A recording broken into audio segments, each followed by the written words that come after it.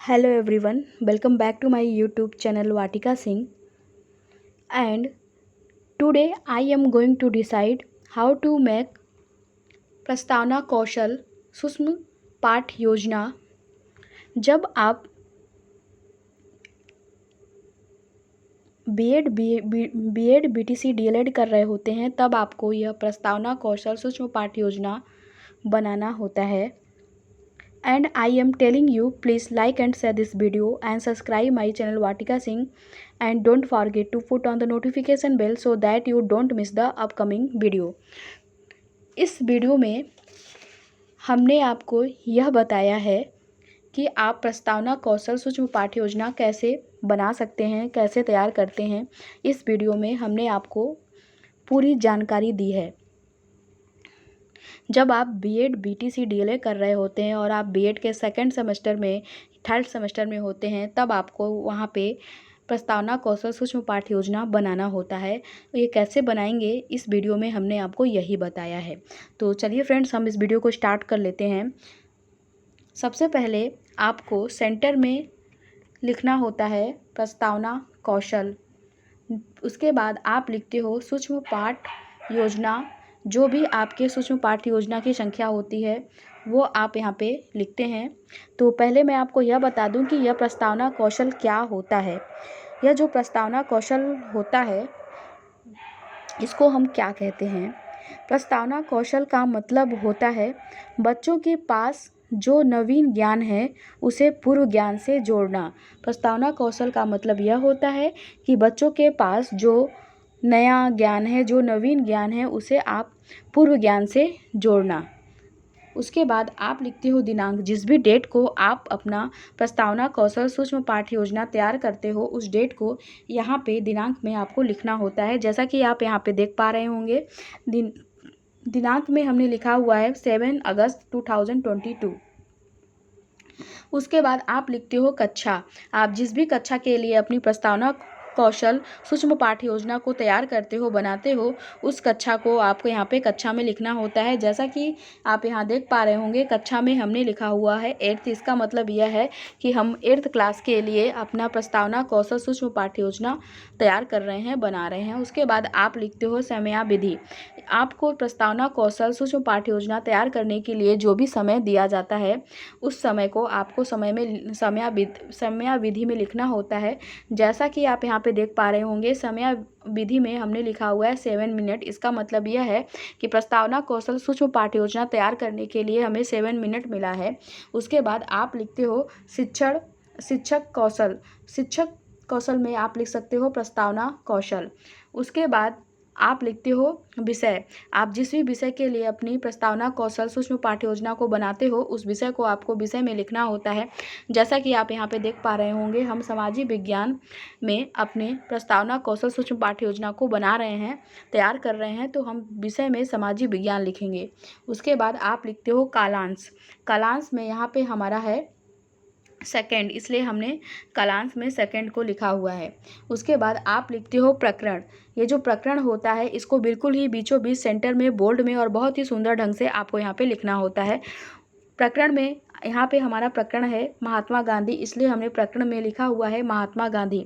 प्रकरण से मैं आपको यह बता दूं कि ये जो प्रकरण होता है यह पाठ का नाम होता है। इसको बिल्कुल ही बीचों बीच सेंटर में बोल्ड में और बहुत सुंदर ढंग से आपको इसको लिखना होता है। उसके बाद आप लिखते हो शिक्षण सहायक सामग्री। शिक्षण सहायक सामग्री जो आप टीचिंग करते हो तो बच्चों को टीचिंग करने के दौरान आप ब्लैक बोर्ड पे जिन सामग्री का यूज करते हो उसी सामग्री को हम शिक्षण सहायक सामग्री के नाम से जानते हैं और उसी को हम शिक्षण सहायक सामग्री में लिखते हैं। शिक्षण सहायक सामग्री में आप लिख सकते हो पोस्टर, चाक, डस्टर, श्यामपट्ट आदि। उसके बाद आप लिखते हो पूर्व ज्ञान। पूर्व ज्ञान में आप लिख सकते हो छात्रों को महात्मा गांधी के बारे में सामान्य जानकारी है, ऐसा आप पूर्व ज्ञान में एक लाइन लिख सकते हो। उसके बाद आप 3 कॉलम बनाएंगे। पहला कॉलम तो आप बनाएंगे छात्राध्यापक क्रियाओं का कॉलम, इसमें लिखेंगे प्रस्तावना प्रश्न। दूसरा कॉलम जो है कि आप बनाएंगे छात्र क्रियाओं का कॉलम, जिसमें कि आप लिखेंगे विद्यार्थी छात्र अध्यापक द्वारा पूछे गए प्रश्नों के उत्तर देंगे। तीसरा कॉलम और लास्ट कॉलम जो है कि आप बनाते हैं शिक्षण सहायक सामग्री का कॉलम, जिसमें कि आप लिखेंगे प्रश्नोत्तर प्रविधि।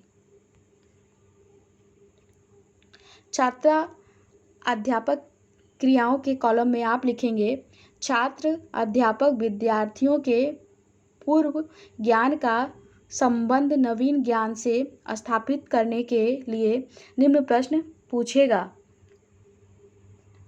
छात्र क्रियाओं के कॉलम में आप लिखेंगे विद्यार्थी छात्र अध्यापक द्वारा पूछे गए प्रश्नों के उत्तर देंगे।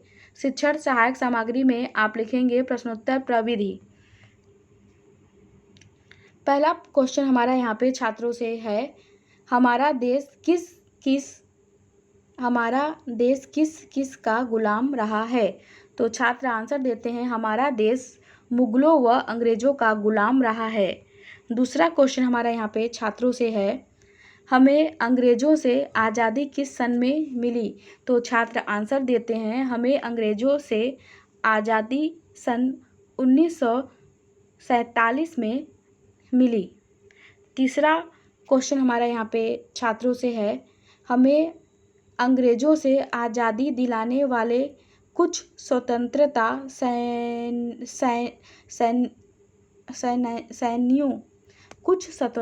सेनानियों के नाम बताइए। हमें अंग्रेजों से आज़ादी दिलाने वाले कुछ स्वतंत्रता सेनानियों के नाम बताइए। तो छात्र आंसर देते हैं हमें अंग्रेजों से आज़ादी दिलाने वाले स्वतंत्रता सेनानी भगत सिंह, महात्मा गांधी आदि हैं। चौथा क्वेश्चन हमारा यहाँ पे छात्रों से चौथा क्वेश्चन छात्रों से है, आप महात्मा गांधी जी के जीवन के विषय में क्या जानते हैं। तो छात्र आंसर देते हैं विद्यार्थी निरुत्तर रहेंगे। इसका मतलब यह है कि छात्रों को चौथे क्वेश्चन का आंसर नहीं पता है। उसके बाद आप लिखते हो उद्देश्य कथन। उद्देश्य कथन में आप लिखते हो, आज हम महात्मा गांधी प्रकरण का अध्ययन करेंगे। छात्र क्रियाओं के कॉलम में आप लिखते हो विद्यार्थी नवीन ज्ञान के प्रति ध्यान केंद्रित करेंगे। उसके बाद आप शिक्षण सहायक सामग्री के कॉलम में लिखते हैं कथन प्रविधि। इस तरह से आपका प्रस्तावना कौशल सूक्ष्म पाठ्य योजना तैयार हो जाता है। मैंने इस प्रस्तावना कौशल सूक्ष्म पाठ्य योजना की लिंक डिस्क्रिप्शन बॉक्स में दे रखी है। आप वहां से लिंक को डाउनलोड करके इस प्रस्तावना कौशल सूक्ष्म पाठ्य योजना को देख सकते हो। इसमें आपको जो भी दिक्कत होगी या कोई भी प्रॉब्लम होगी या आपको मुझसे कोई भी क्वेश्चन पुटअप करना हो, पूछना हो, तो आप कमेंट सेक्शन में मुझसे क्वेश्चन पूछ सकते हो या आप मुझे डायरेक्ट मेल करके भी क्वेश्चन पूछ सकते हो और मैं आपके पूछे गए क्वेश्चन के आंसर को दूंगी।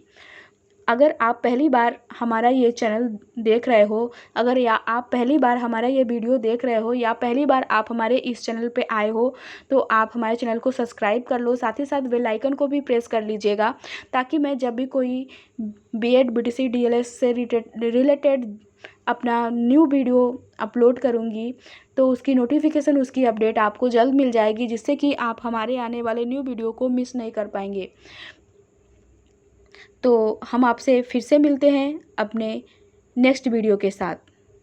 Thank you so much for watching my video.